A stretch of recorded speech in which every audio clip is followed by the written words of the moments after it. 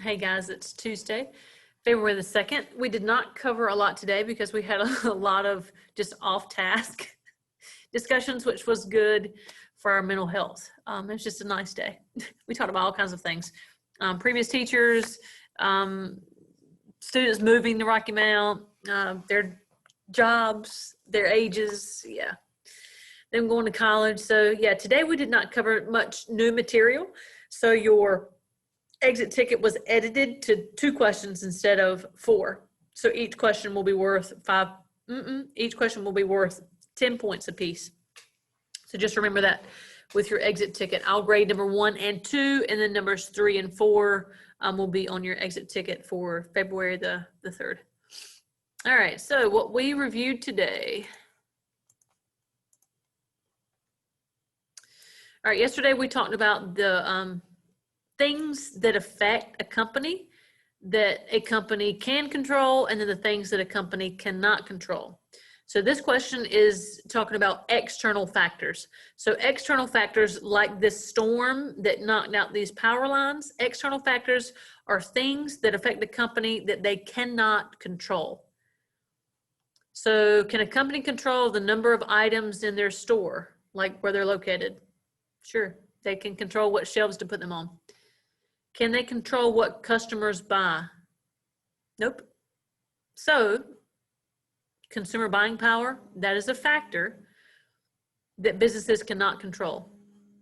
Can they control the number of items in stock? Of course.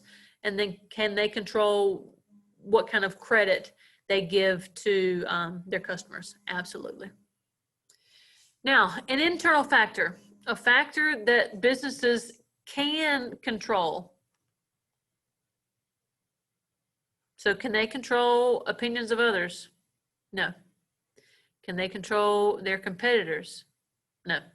Can they control the risks that they take? Absolutely. So the correct answer is C.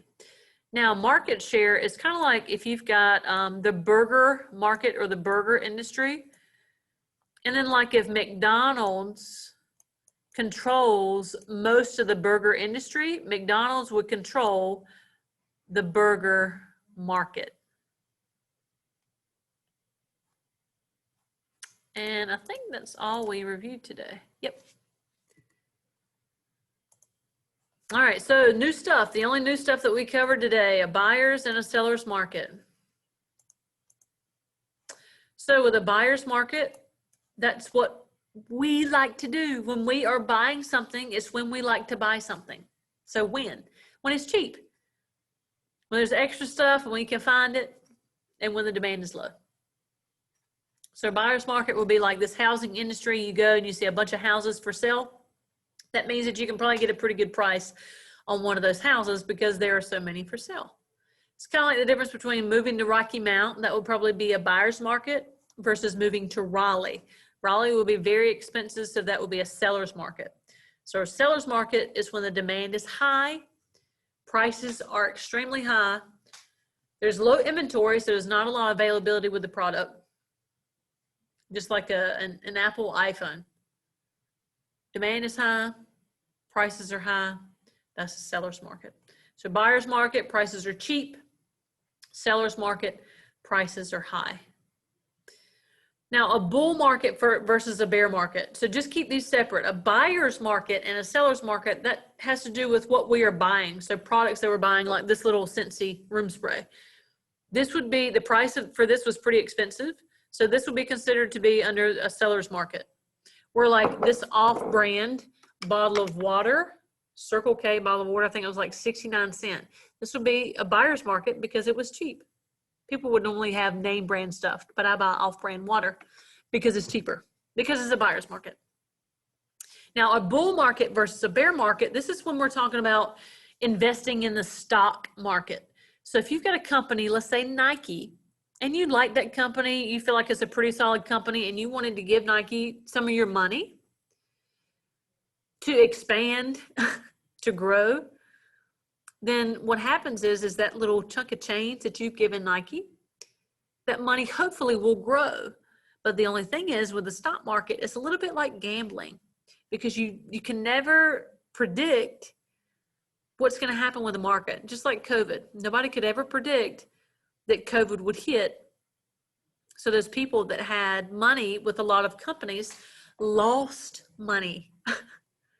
So a bull market versus a bear market is just talking about, you know, is the stock market, are companies doing well or are they struggling? So with a bull market, think about a bull's horns. A bull's horns go up. So when the stock market is climbing or companies are making money, it's considered to be in a bull market. Now, on the other side of that, when the market is decreasing or declining or falling, so at the beginning of COVID, when the stock market was hit, when all those restaurants started closing, that was the beginning of a bear market. So think about a bear, claws down.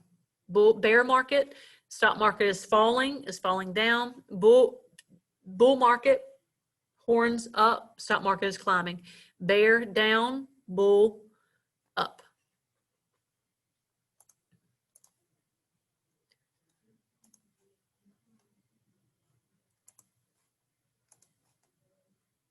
So with this picture, this is the Dow Jones.